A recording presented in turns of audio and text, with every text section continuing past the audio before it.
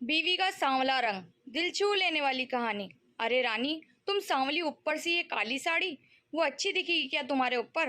पहले ही तुम्हारे रंग को देखकर लोग ताना मारते हैं। पूरब रानी को बोला। देखो ना पूरब, मैं बोलती तो कहती, सास बोलती रहती है। हमेशा ऐसा लगता है जैसे कौवे को काला टीका लगाया हो।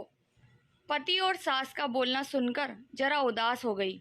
वो काली नहीं थी, कृष्ण वर्णीय और रानी नाक नक्शे में अच्छी थी, पर पति और सास कलर को लेकर रानी को हमेशा ताना मारते थे। क्या करेगा वो भी?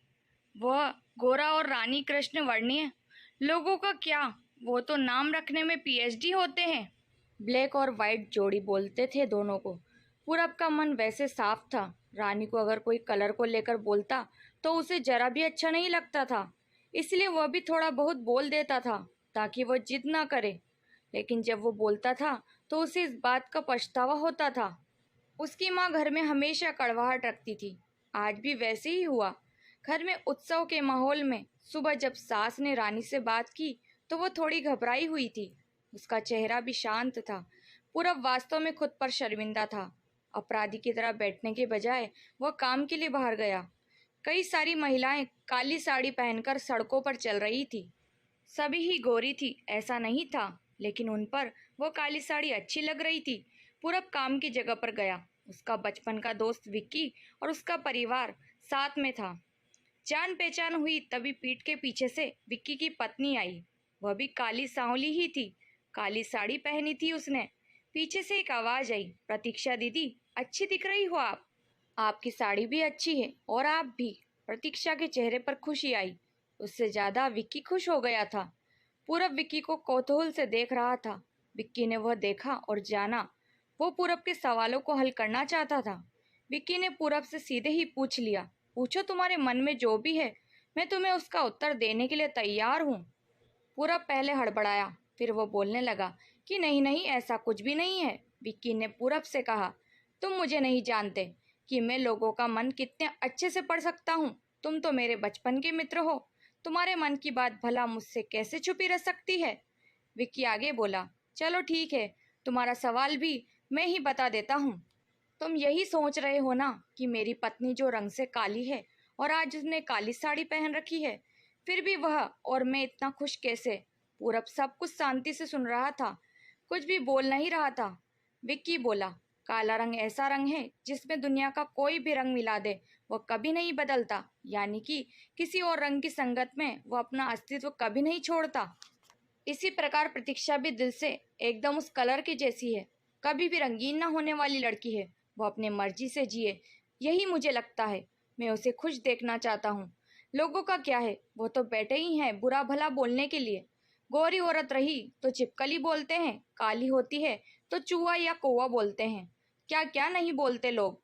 ताना मारने वाले मारते रहे, हमें हमेशा खुश रहना चाहिए। वही मैं अब कर रहा हूँ। वो सुबह मुझे बोली, मैं कैसी दिख रही हूँ? अच्छी लग रही हो तुम। ऐसा बोलने पर उसके चेहरे पर वो कोलगेट स्माइल देखकर मुझे सकारात्मक ऊर्जा मिली। घर से बाहर निकले तो सभी बोलने लगे कि अच्छी लग रही हो भाभी। हम दोनों ने अच्छे मन से ये बात सोची, कोई ना कोई ताना मारने के लिए बोला ही होगा ना। उस वजह से जीने की दिशा क्यों बदले? पूरब को उसके घर का सुबह का माहौल याद आ गया। वो खुद पर ही चिढ़ गया। उसे लगा वो सचमुच में गलत था। मैं ही रानी को दुख देता हूँ, उस वजह से सब बोलते हैं। अब मुझे ही अपनी भूल सुधार कर उससे माफ़ी मांगनी होगी।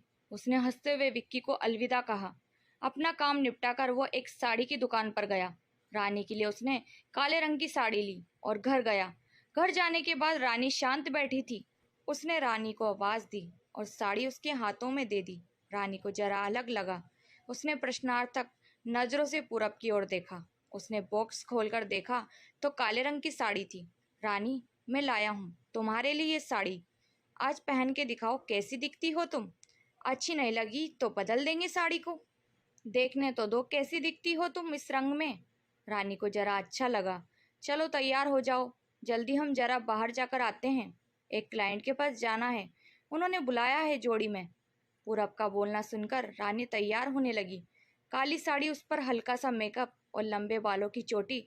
पूरब भी क्या, पूरब की माँ भी रानी को देखती ही रह गई। पूरब बोला, रानी सॉरी, हाँ, अरे लोगों की बातों में आकर मैं तुम्हें हमेशा बोलता रहा, और खरा सौंदर्य किस में है ये मैं भूल गया था। रंग दो ही हैं ये जानकर फिर जीना छोड़ दें क्या? अपनी खुद की पसंद छोड़ दें क्या? तुम्हें काली रंग की साड़ी पहनना बहुत अच्छा लगता था ना, पर मैं हमेशा तुम्हें टोकता रहा। अब मुझे समझ में आया कि किसी भी रंग में रंगते वक्त मन साफ हो तो खूबसूरती निखरती है। तुम चाहती हो वैसे ही जियो, मैं कभी भी तुम्हें नहीं बोलूँगा। और हाँ, सचमुच सुंदर दिखती हो तुम, तुम्हारे रंग पर अच्छा खिलता है ये काला रंग। रानी के चेहरे की लाली और भी ज्यादा बढ़ गई थी ये बात सुनकर। शर्मा कर वह पूरब को बोली, क्या आप भी? पूरब ने रानी का मुस्कुराता हुआ चेहरा देखा। उसके बदले हुए विचारों से पूरब खुश हुआ। मन ही मन पूरब ने विक्की को धन्यवाद किया, क्योंकि ये परिवर्तन विक्की के शब्दों द्वारा हुआ था।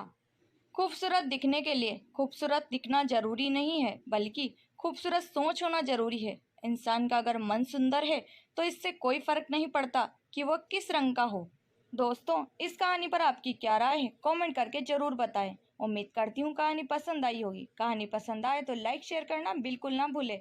चैनल पर नए हैं तो सब्सक्राइब करें, बेल आइकन प्रेस करें ताकि मेरी अगली वीडियो की नोटिफिकेशन मिल जाएगी। मिलते हैं नई कहानी के साथ।